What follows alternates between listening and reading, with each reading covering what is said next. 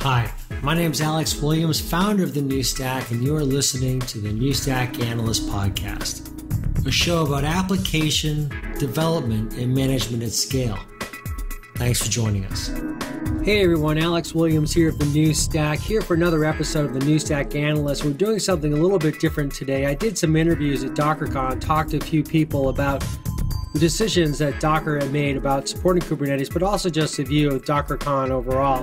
In thinking about that, I also thought, well, this might be a good opportunity for me to be the analyst and to talk a little bit about my impressions.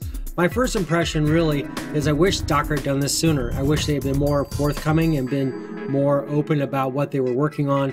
I think we would have seen a much different event at DockerCon than we did. That said, it was a pragmatic decision.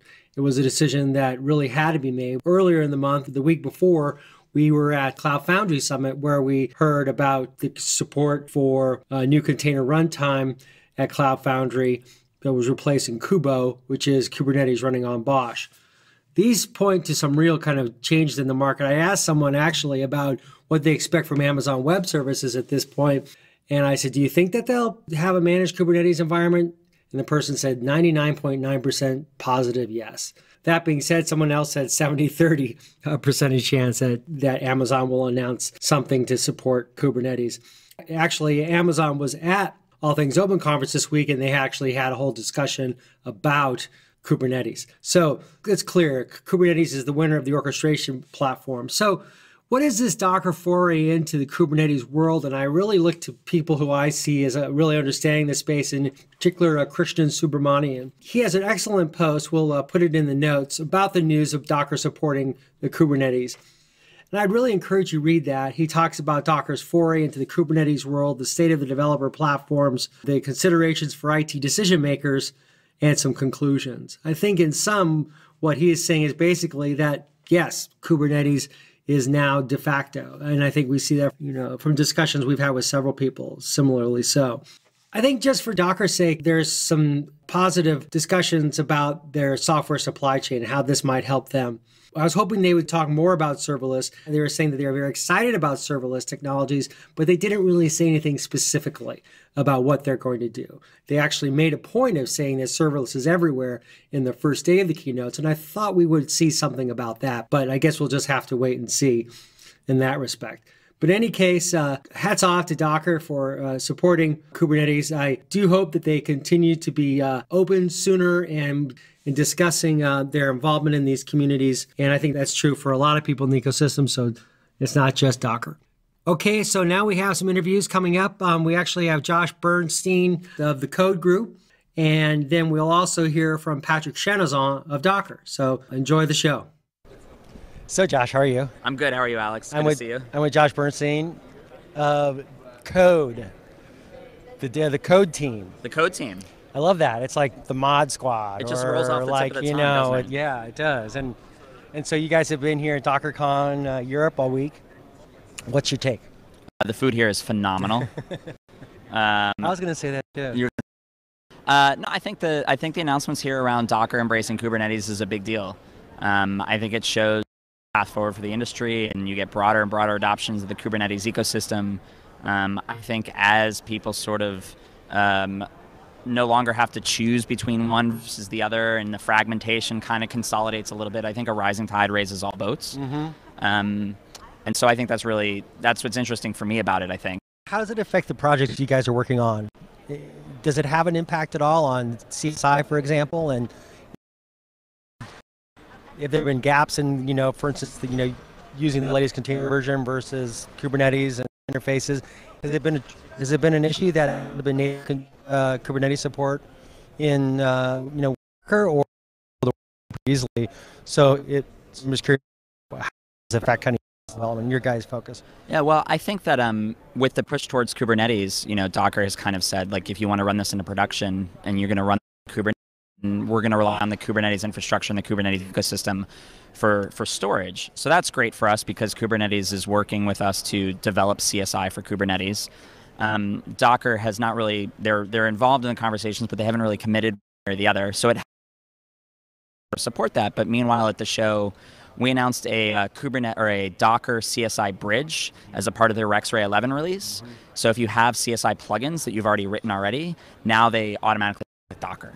And so we're sort of bringing the CSI capabilities and the CSI support into the Docker ecosystem anyway. Right. And then with Docker sort of helping us, sort of, not maybe on purpose, but they're helping us by saying, well, now if you're running this Docker ecosystem, now you can push to Kubernetes. Now they have a path forward to consume persistent applications. And so I think it works well both sides. That's the way forward then to support those persistent applications. For Docker is very heavily focused on developer tools. So when you're thinking about persistence as a developer, I don't know that you necessarily think about well, I can get away with doing persistent apps because I'm running this all on my laptop as it is. And then when I want to push it into production, I'm not really thinking about all of the implications of how to run this persistent app at scale or in production at all. And because they have a path to doing that through Kubernetes now, I think that's really powerful. And that's kind of a story about the ecosystem overall. It's starting to mature a little bit. The ecosystem's really maturing, I think. And coming together. And I really believe in this space in open source that consolidation, a rising tide raises all boats. And that helps everybody. It helps our customers. Instead of picking between 5 or 6 different options, now there's starting to be 2 or 3, and both are actually good options. So there's no fear or less fear of making a bad choice. So you have an investment in Mesos and the Mesos in the Mesos community. And you're going to be next week at Open Source Summit. Yep. So how do you think about the balance these days between Mesos and Kubernetes? Well, what Mesosphere did really well, and I think what they did was focusing on the big data applications, focusing on the SMAC stack, and this value that they have around 2-tier scheduling really allows those kinds of application use patterns. Kubernetes is getting there, but they're just not there yet. And so when you look at people that want to run really large-scale data services, they're doing it on Mesos. And so that's really sort of the only game in town for that. Now, if Kubernetes develops their patterns, maybe a year from now we're having a different discussion. But for now, they've really dominated that. And of course, the biggest persistent applications are these SMAC stack apps. The Cassandras and the Akkas and the Kafkas that need large-scale persistence. And so that's why we've been so committed to Mesos. I guess you could argue that that Mesos and the Mesosphere are pretty well positioned, especially as we start to see this kind of transition from these compose type applications to more where data is totally unstructured, right? And we're starting to see the evolution of APIs as a result, and that's going to really have an impact, as seeing more uses for gRPC, for example. Yeah, I think we'll absolutely see that. I agree with your idea that Mesosphere is really well positioned for that, those types of applications, and really like the big data apps are platforms really that you write applications on top of that can't really be deployed with the simplistic nature, the rather limiting nature of a Compose format. Compose works great if you're a developer and you're writing an app from scratch, but when your app depends upon rather large, rather complicated data services, the sort of the function breaks down a little bit, and I do think Mesos is well positioned there. So in terms of your assessment of these communities, the Docker community, the Kubernetes community, the Mesos community, how would you characterize each? How would you, what would be your kind of like your 10,000 foot look? It's an excellent question. I think that the Docker community is really passionate. They're all really smart, but we see them running at smaller scale, or they're more entry level. We'll call them 101, 102 type level interests. Kubernetes, especially like at the KubeCon conferences, you get a little bit more sophistication out of the questions. And then at MesosCon, those talks are, those people giving those talks are so far down this container path and been running it at scale in production for a really long time.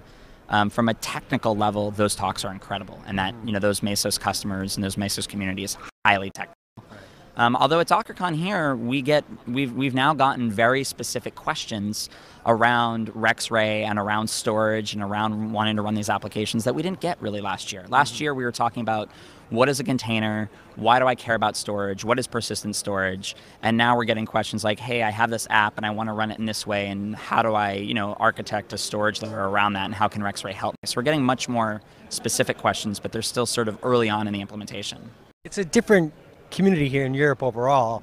As I think we were talking about earlier, here have companies that are just getting their feet wet because we're in a different part of the world. The technology is so immediate as is perhaps in the Bay Area, And so we saw lots of talk about these systems integrators. I don't think they call them that anymore, but services organizations that will be working with these customers. And Accenture and IBM was announced today, and Cisco. And how do you view that? Like, do you view that kind of that same kind of that evolution in the other communities, or is that special to the Docker world? I think that's probably true in the other communities. Perhaps less so in the Kubernetes community, where partners in the ecosystem there are still getting developed. CNCF just launched the Kubernetes service provider program, the Powered by Kubernetes program. That's still all very new and coming together. I think so with Docker, this announcement today kind of reinforces that a technology run by a company can move a little bit faster in that space. Mesosphere's, doing the same thing. I think they're partnering very heavily with Accenture and Tata and trying to come into the European market that way. So I think it is the same, and I think it comes down to this idea that, look, in the European market, customers and the communities have historically gone through VARs. That's sort of been the selling motion. In the States, we have the luxury of having these companies in our backyard, so we have direct relationships with all of the vendors. So I think the fact that Docker comes out today and says, we're partnering with these VARs and these resellers in Europe is great. It's great because it sort of validates the ecosystem as a whole. IBM would not sign up for that if they did not see the business opportunity for themselves. Exactly. Again, rising tide. So what's next for you guys, just in conclusion? In conclusion, I think we're going to have a great rest of the year. We should stay tuned to the CSI. It's going to develop very, very quickly. The group in Kubernetes on adopting CSI is moving along quite well. And I'm excited for December, and hopefully we'll see you again at KubeCon in December, and we'll have some cool, hopefully some great announcements there. Great, Josh. Thanks a lot. Thanks. Good to see you, Alex. Hi, this is Swapnil Bhartiya, your host, and today we are here at DockerCon with Patrick Chanezon of Docker. Patrick, can you please quickly introduce yourself? Oh, sure. So, hi, Swapnil. My name is Patrick Chanezon. I'm the Chief Developer Advocate at Docker. And I work with Solomon on Docker and Moby and lots of other projects. At the last DockerCon, Docker announced the Moby project. It has been out for a while now. So what all progress have you made on the project in these last few months? Oh, on Moby? So we made lots of progress on Moby, and actually some of the announcements that you saw yesterday, notably integrating Kubernetes as an orchestration option in Docker platform, that happened in the Moby project over the last year. So we've been working a lot in Moby, and if you're part of the community, actually, you would have seen what was going on. So for lots of people, the announcement yesterday was a surprise. For people who are part of a community, it wasn't that big of a surprise because we've been working in the open over the last year on that. So first on Containerd, the Containerd specification was actually coming from, these were requirements coming from the Kubernetes team about what would be the ideal container runtime for Kubernetes. Then there's been some work around networking with libnetwork implementing CNI. So we demoed that at Moby Summit at Open Source North America last month. And then there's a notary that was that's in the process of being given to CNCF right now. Personally, so I'm the representative for Docker at the CNCF Technical Oversight Board. And I spent lots of time with the CNCF TOB and TOC over the last year. Ever since this announcement happened, I keep hearing that when Docker was already working on this project for a while now, why you announced it now instead of the way typical open source projects work is that you announced it on day zero before the project actually starts. But I do understand that a big event was coming and there's a lot of news value in it. So you had to keep something for the community and users. But how do you maintain this balance between the transparency, openness versus what is newsworthy? Yeah, so that's a reason we did that Moby announcement at last DockerCon back in April. Now, since last April, there's a very clear separation between Moby, which is the upstream open source project where all our components are developed, and Docker C and Docker E, which are our product and which corresponds to the Docker platform. So, for example, for the Kubernetes work, while it happened in Moby and various CNCF projects where we participated over the last year, The productization is really what we announced yesterday. So there's still some surprise effect for people who don't spend all their time in our GitHub repos. Right, because if it is open source, the work is already there to see. Yeah, and I don't know if you saw in the keynote, there's this slide where after Solomon talked about all the work that happened in the Moby project, thanking the community. So there you see people like Ilya from Weave, who's the one who developed the first demo of Kubernetes running on top of Linux Kit that we showed at DockerCon in Austin back in April. And continuing on that work, what you saw when David Gageot was doing a demo of Kubernetes integrating in Docker format that builds on top of that work that happened in open source. Who do you represent at CNCF, Docker or the Moby project? Docker. So beyond your presence at CNCF representing Docker, what kind of engagements do you have with the Kubernetes communities? I mean, you did mention some of the work that you are doing together, but broader, Yeah, so Containerd is one. There's another one that's called CRI Containerd. So Lantao Liu is working on that from the Google side. And on our side, we have Michael Crosby and Stephen Day, who are working with him on that implementation of the CRI interface in Kubernetes in terms of Containerd. So that's one of the big efforts there. We're participating in SIG-Node, the special interest group in Kubernetes for what happens at the node level, which is where that CRI Containerd work is happening. Our security team participated into the SIG security in Kubernetes. Madhu in our networking team has been participating a lot to the SIG networking in Kubernetes, and the CNI implementation in libnetwork is the output of that work. And then we also participate in the CSI working group. And Amir, who's here, sometimes participate in the serverless working group in CNCF. Let's talk about the product side a bit. You have Swarm, and now you're offering Kubernetes to the customers. So I'm curious, since you are going to offer some kind of compatibility, how are you really going to maintain that compatibility between these two products? So that, for a user or customer, it doesn't really matter which one they're using. Yeah, so we're going to continue to invest in Swarm, and you'll have a choice between both in our product. The thing is, as Solomon said during the keynote, Swarm is really our integrated orchestrator. So the people who are working on the open source project behind Swarm, which is called SwarmKit, they have a very narrow problem to solve, which is how do I provide orchestration in the Docker platform? And because of that, they can advance much faster than the Kubernetes project, where you have to agree with all these companies that are working on it, and they're trying to solve all the use cases. For us, the use case is much more restricted. It's how do I provide a great orchestration in the Docker platform? And so Swarm, I would see that it will continue to get new features that are more advanced. And then Kubernetes will catch up on these features. We saw that in the security area, for example, with secrets or cryptographic node identity. They were introduced in Swarm first, and then later on, Kubernetes implemented them. So with the Docker platform, including both, that allows us to continue to innovate at the pace that we want for our customers, especially in the security area. And then when that triggers, when that trickles into Kubernetes in terms of innovation, our customers will be able to leverage that for both orchestrators. But won't there be any issues between what Swarm is offering versus what will get into Kubernetes at some later stage? So for our users, what counts is what they get from the Docker platform. And so what we announced yesterday is that we're committed to provide the same features and functionality on Docker C and Docker EE on top of both orchestrators. While we are still at orchestrators, virtually everybody agrees that orchestration is becoming a kind of commodity. Nowadays, almost everybody is using Kubernetes in different use cases.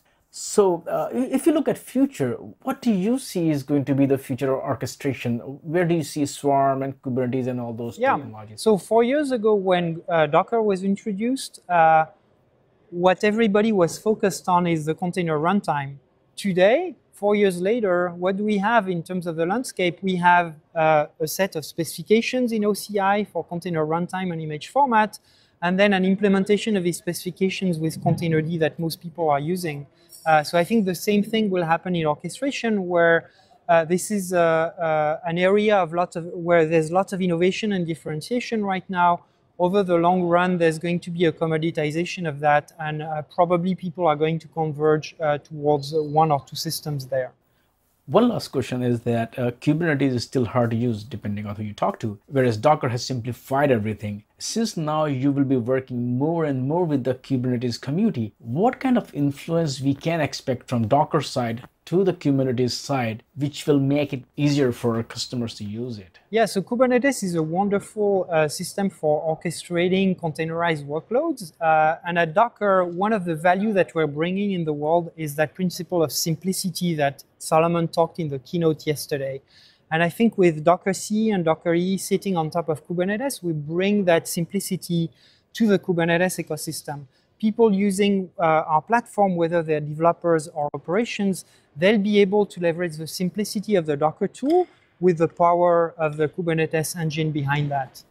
Thanks a lot, Patrick. Hopefully we'll see each other again at some future DockerCon. Hey, thank you. Thank you.